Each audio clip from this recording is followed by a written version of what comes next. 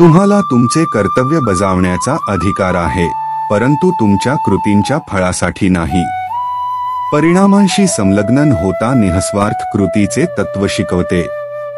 कृतीवर लक्ष केंद्रित करा, परिणामांवर नाही. हजारो पुरुषांमध्ये एखादी व्यक्ती परिपूर्णतेसाठी प्रयत्न करू शकते. आध्यात्मिक प्राप्तीची दुर्मिळता आणि आध्यात्मिक पाठपुराव्यासाठी समर्पण करण्याची गरज अधोरेखित करते. ज्ञानाच्या दुर्मिळतेवर भर देते. आत्मा जन्मतो, मरतो. आत्म्याच्या शाश्वत आणि अमर स्वरूपाचे वर्णन करते. आत्म्यावर मुख्य शिक्षण. आत्मा, इच्छा आणि राग हे मनुष्याचे सर्वात मोठे शत्रू आहेत. आंतरिक शांती आणि आध्यात्मिक प्रगतीसाठी भावनांवर नियंत्रण ठेवण्यास प्रोत्साहित करते. मनावर नियंत्रण ठेवणे ही आध्यात्मिक वाढीची गुरुकिल्ली आहे.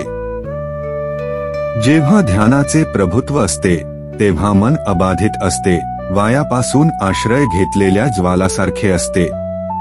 ध्यानधारणेद्वारे साध्य केलेल्या एकाग्रतेचे आणि शांततेचे महत्त्व शिकवते. मानसिक एकाग्रतेसाठी ध्यानाचा सराव करा.